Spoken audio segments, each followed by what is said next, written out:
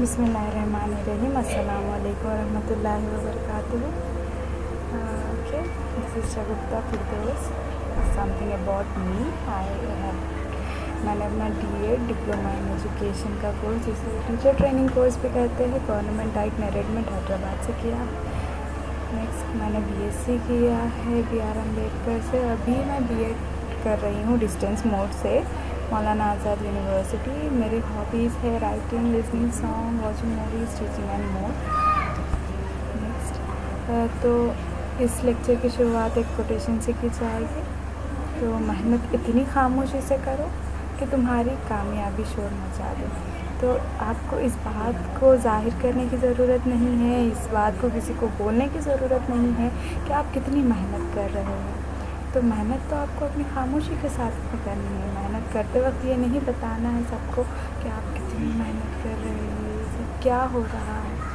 लेकिन जब आप उस मुकाम पर पहुंच जाएंगे तो तब आपकी कामयाबी खुद बोलने लगेगी। यानी कोई भी आपकी मेहनत को देखकर आपकी कामयाबी नहीं जज करता है, आपकी कामयाबी को देखकर आपकी मेहनत जज करता है।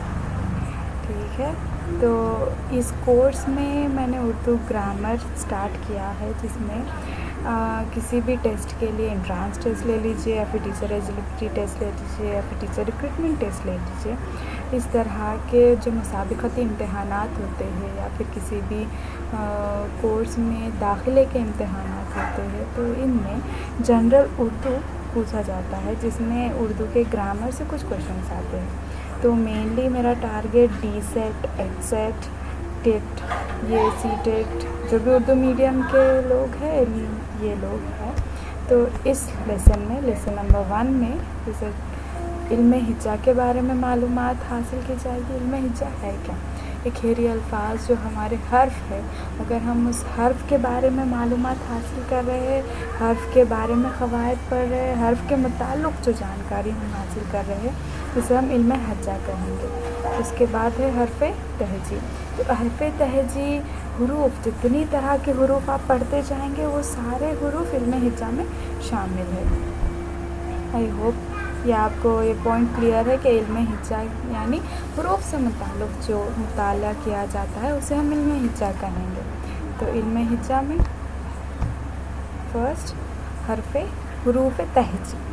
हुरूफ तहजी एक बेसिक टॉपिक है, तो आप सबको इसके बारे में मालूमात हासिल है। जस्ट एक रिफ्रेश कोर्स समझिए या फिर एग्ज़ाम पॉइंट ऑफ व्यू से, क्योंकि जनरल उर्दू है तो इसमें क्वांटिटी भी पूछी जा सकती है, क्वालिटी भी पूछी जा सकती है। यानी आपको इसकी तारीफ़ देकर मिसालें भी देने के लिए कहा जा सकता है या फिर इनकी तादाद भी पूछी जा सकती है। तो हुर्फ़ तहजी अलिफ से ये तक होते हैं, ये तो हम सबको पता है। और यहाँ पे लिखे हुए हैं ये सादा आवाज़ वाले हुरूफ है। कौन से हुरूफ है? सादा आवाज़ वाले हुरूफ है। इनकी आवाज़ सादगी के साथ निकलती है, इसीलिए हम इनको सादा आवाज़ वाले हुरूफ कहेंगे। और इनकी तादाद 36 है, 36। कहीं भी अगर हुर्फ़ तहजी की तादाद कितनी है, 36, 35, 34, ABCD कुछ भी ऑप्शंस दे देंगे तो उसमें 36। नेक्स्ट हुर्फ़ तहजी में, हुर्फ़ तहजी के अलावा भी हम उर्दू में कुछ अल्फाज इस्तेमाल करते हैं, वो है दो चश्मी हे वाले। तो दो चश्मी हे से मिलकर बनने वाले हुरूफ मुरक्कब हुरूफ या हिक्कारी आवाज़ वाले हुरूफ कहलाते हैं, जिनकी तादाद 14 है। और वो नीचे दिए गए ब, फ, थ, ठ, झ, छ, ढ, ढ, ढ़, ख, घ, ल, म, न। तो इनका इस्तेमाल उर्दू में ज़रूरी भी है, क्योंकि हम जब छोटी है इस्तेमाल करते हैं या दो चश्मे हैं इस्तेमाल करते हैं, वहाँ पे माने भी बदलने के चांसेस होते हैं। नेक्स्ट दो चश्मे हे वाले अल्फाज, तो आपके इसके ऊपर वो क्वेश्चन इस तरह भी पूछा जा सकता है कि मुरक्कब हुरूफ को और क्या कहा जाता है? इसको हिकारी वाले अल्फाज कहा जाता है, इसको मखलूत हुरूफ भी कहा जाता है। और मखलूत हुरूफ की तादाद या हिकारी अल्फाज की तादाद, हिकारी आवाज़ वाले हुरूफ की तादाद 14 है। नेक्स्ट आवाज़ के एतबार से आपने हर्फ तहजी तो देख लिया, तो हर्फ तहजी जो 36 है हमारे पास, 36 जो हमारे पास हुरूफ है, उनको दो किस्मों में बांटा गया है या फिर दो किस्मों में इनकी तकसीम की गई है। तो एक है हुर्फ इल्लत और एक है हुर्फ सही। वो हुर्फ जिसे अदा करने के लिए आवाज़ दांत या ज़बान वगैरह से नहीं टकराती, हम इसे हर्फ इल्लत कहेंगे। और ये उर्दू में बहुत ही ज़रूरी है हर्फ इल्लत, क्योंकि इनकी वजह से ही हम एक मानों में तलफ़्फ़ुज़ की अदायगी में आसानी भी होती है और लफ्ज़ बनाने में भी आसानी होती है। जैसे कि ज़ेर ज़बर और पेश है, उनकी वजह अलिफ और ई लिखा जाता है, इन्हें हुरूफ़ इल्लत कहा जाएगा। इन्हें अलामत इल्लत भी कहते हैं, इन्हें हुरूफ़ एराबी भी कहते हैं। तो 3 नाम भी इसी के लिए है, अलिफ, वाव और ई के लिए। तो अलिफ, वाव और छोटी ये के अलावा बक़िया सारे हुरूफ़ तहजी यानी 33 हुरूफ़ इल्लत तो 3 हो गए, बाकी सारे हुरूफ़ तहजी हुरूफ़ सही कहलाएंगे। यहाँ पे मिसाल भी दी गई है। अगर काम में से आपको हुरूफ़ इल्लत अलग करना है और हुरूफ़ सही अलग करना है, तो काम में काफ और मीम हो गया हुरूफ़ सही और अलिफ है हुरूफ़ इल्लत। तो इसमें तो कोई शक व शुबहात नहीं होंगे। आवाज़ के एतबार से हुरूफ़ तहजी की 2 किस्में हैं, हुरूफ़ इल्लत और हुरूफ़ सही। हुरूफ़ इल्लत 3 है और हुरूफ़ सही 36 में 3 है 33। नेक्स्ट, हुरूफ़ शम्सी और हुरूफ़ ख़मरी। अगर एंट्रेंस टेस्ट या मसाबिक़त इम्तिहानात के अकॉर्डिंग सोचा जाए तो ये बहुत इम्पॉर्टेंट है कि आपको हुरूफ़ शम्सी और हुरूफ़ ख़मरी की मालूमात हो। ये अरबी में जब हम तलफ़्फ़ुज़ करते हैं तो यहाँ पर ज़ेर ज़बर होता है, तशदीद होती है ख़ासकर, तो उससे हम तलफ़्फ़ुज़ में इजीली हुरूफ़ शम्सी और हुरूफ़ ख़मरी को निकाल सकते हैं। लेकिन यहाँ पे उर्दू में आपको थोड़ी सी जो हुरूफ़ है उन्हें याद रखना है। इसकी ट्रिक भी मैं नेक्स्ट स्लाइड में आपको बताऊँगी। तो पहले इनकी तारीफ़ लिखते हैं। हुरूफ़ शम्सी जब किसी लफ्ज़ पर अलिफ लाम लगाया जाए और अलिफ लाम ना पढ़ा जाए, लगाया जा रहा है, लिखा जा रहा है, लेकिन इससे तलफ़्फ़ुज़ की अदायगी में इस्तेमाल नहीं किया जा रहा है, हज़फ़ किया जा रहा है, तो इसे हुरूफ़ शम्सी कहेंगे। इनकी तादाद भी 14 है। नेक्स्ट, हुरूफ़ ख़मरी। हुरूफ़ ख़मरी जैसे कि अल क़मर, पढ़ने में भी हमें पता है अश-शम्स पढ़ेंगे और अल क़मर पढ़ेंगे। अश-शम्स जहाँ पे अलिफ लाम नहीं पढ़ा जाता, अल क़मर यहाँ पे अलिफ लाम पढ़ा जाएगा, तो इसे हम कहेंगे हुरूफ़ ख़मरी। हुरूफ़ ख़मरी भी 14 है, तो यहाँ पे आप एक लिंक आपको मिल गया है। 2 चश्मी है वाले हिकारी अल्फाज भी 14 हैं, हुरूफ़ शम्सी भी 14 है, हुरूफ़ ख़मरी भी 14 है। अब इनको आपको रटने की ज़रूरत नहीं है तोते की तरह या फिर किसी भी तरह।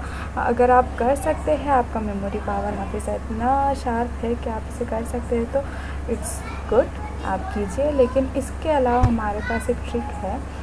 तो हमारे जो हुरूफ़ तहजी है, उर्दू के जो हुरूफ़ तहजी है, इसमें अरबी हुरूफ़ है, फ़ारसी हुरूफ़ है और हिंदी हुरूफ़ है। जब हम इसमें से हिंदी हुरूफ़ और फ़ारसी हुरूफ़ हटा देंगे, जैसे कि हिंदी हुरूफ़ ड, और ड, पे, ची, सा, ये फ़ारसी हुरूफ़ भी हम हटा देंगे। 3 और 4 हटाने के बाद में जो बाकी है, इनको हम 14 अलग ग्रुप्स में बांटे हैं, तो हुरूफ़ शम्सी और हुरूफ़ ख़मरी हमें हासिल हुए हैं। हुरूफ़ ख़मरी स्टार्टिंग के 2 हुरूफ़ ख़मरी में आएंगे, अलिफ बिन, अलिफ और बे, उसके बाद के 2 ते और से हुरूफ़ शम्सी में चले जाएंगे। इस तरह ये फार्मूला है 2 2 3 10 5 1 1 1 3। तो आप एक बार इसे प्रैक्टिस करेंगे तो आपके लिए ईज़ी हो जाएगा हुरूफ़ शम्सी और हुरूफ़ ख़मरी में फ़र्क करना और इनको याद रखना। इनको याद रखना ज़रूरी है, क्योंकि एग्ज़ाम में क्वेश्चन ऐसा आएगा कि नीचे मंदरजे झेल में से कौन सा हुरूफ़ शम्सी है, ए बी सी डी, ए ते, बी जीम, सी है, डी है। तो आपको इसमें से हुरूफ़ शम्सी को पहचानना होगा। तो इस तरीके से एक वर्ड दे के ये हुरूफ़ शम्सी है या हुरूफ़ ख़मरी है पूछा जाएगा, या फिर पूरा एक लफ्ज़ दिया जाएगा, जैसे मोहिउद्दीन, बैतुल माल, महरुन निसा और शम्सुद्दीन। तो इनमें से बताइए कि हुरूफ़ ख़मरी कौन सा है। 3 तो हुरूफ़ शम्सी हो गए, बैतुल माल हो गया हुरूफ़ ख़मरी, जिसमें हम अलिफ लाम लिख भी रहे हैं और पढ़ भी रहे हैं।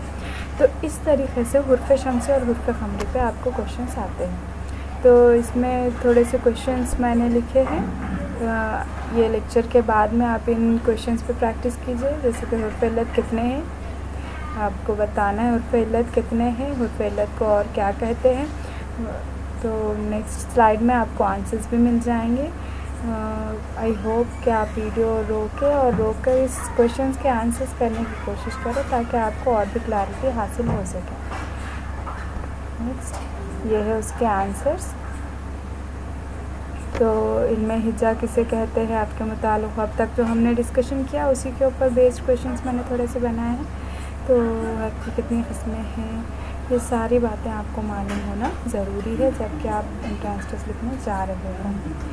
तो आई होप कि ये वीडियो आपके लिए बहुत फ़ायदेमंद हो, क्योंकि जिस एग्ज़ाम की तैयारी आप लोग भी जिस भी एग्ज़ाम की तैयारी आप कर रहे होंगे एंट्रेंस टेस्ट के ताल्लुक़ इम्तिहानात, ये आपको काम आए। जज़ाकल्लाहु खैर और ये वीडियो आपको पसंद